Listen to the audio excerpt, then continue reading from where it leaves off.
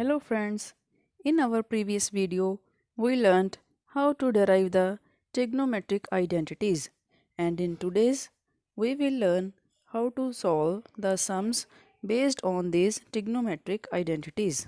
If we are clear about our basic concepts of t-ratios and then trigonometric identities, then only we can solve these sums comfortably and easily. So let us start with example 1. It says, express the ratio cos A, tan A and secant A in terms of sin A.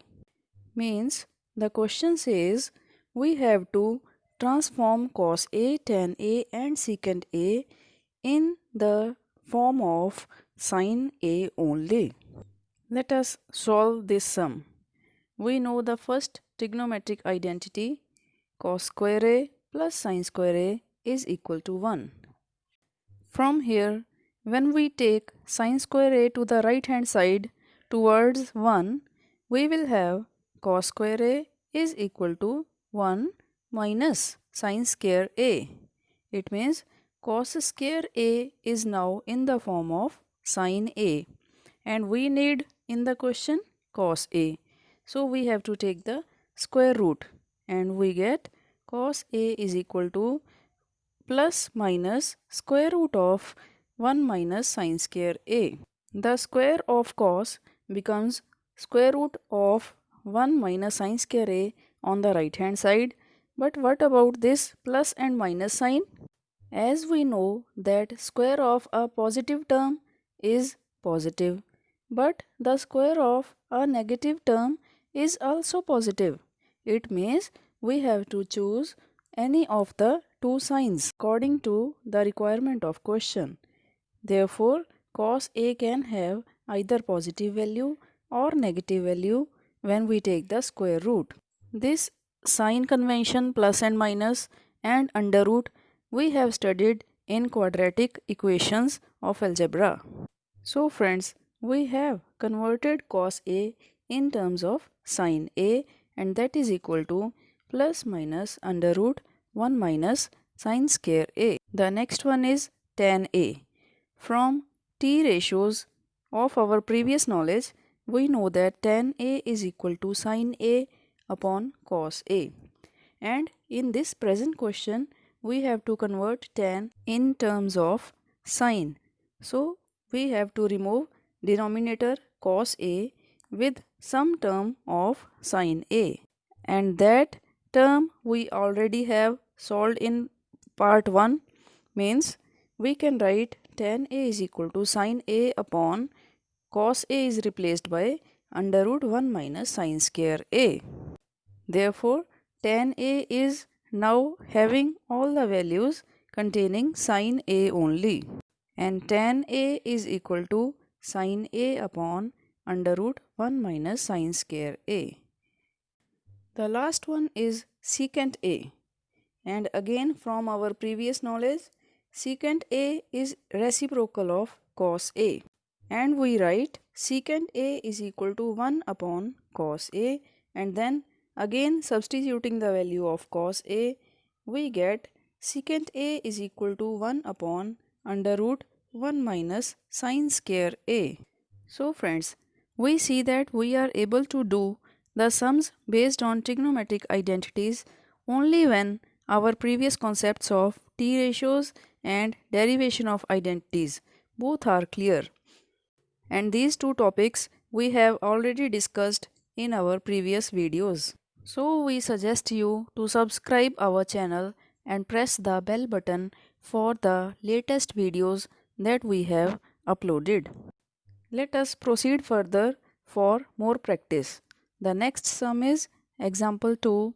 Prove that cot A minus cos A upon cot A plus cos A is equal to cosec A minus 1 upon cosec A plus 1. We have to prove this equation. It means we have to make the left hand side equal to right hand side.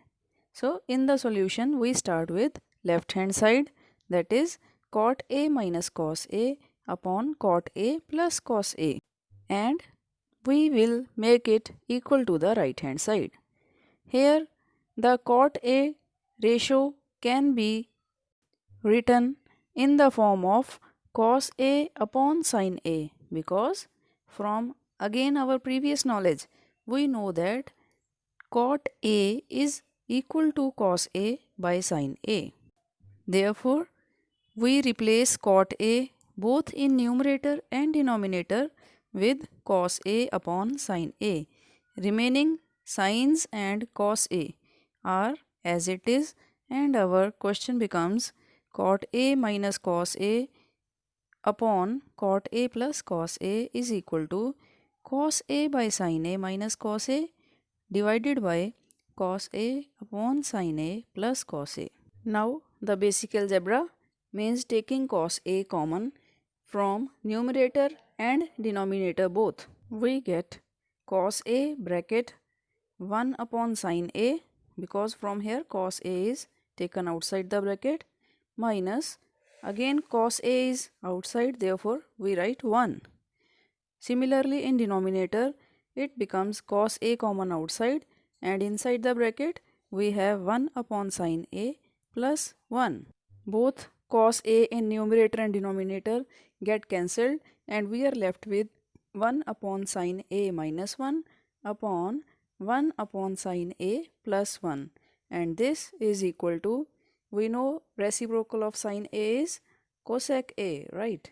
And therefore it becomes cosec A in the numerator and denominator both, and we get cosec A minus 1 upon cosec A plus 1, and that is the right hand side of the given question.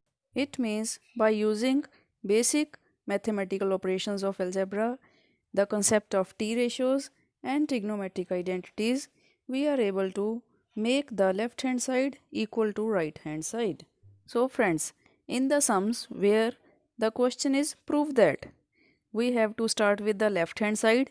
In most of the sums it can be right hand side also, but mostly we start with left hand side and do the basic transformations or operations of addition, subtraction or taking common, and then we can reach up to the other side, the right hand side. The calculation work becomes easier when we know the basic concepts of trigonometry, and for that don't forget to view our previous videos.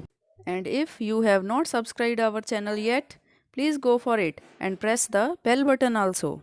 We will send you the notifications of our latest videos. So friends, that is all for today. Send your suggestions, work hard and practice the mathematics more and more. Bye bye.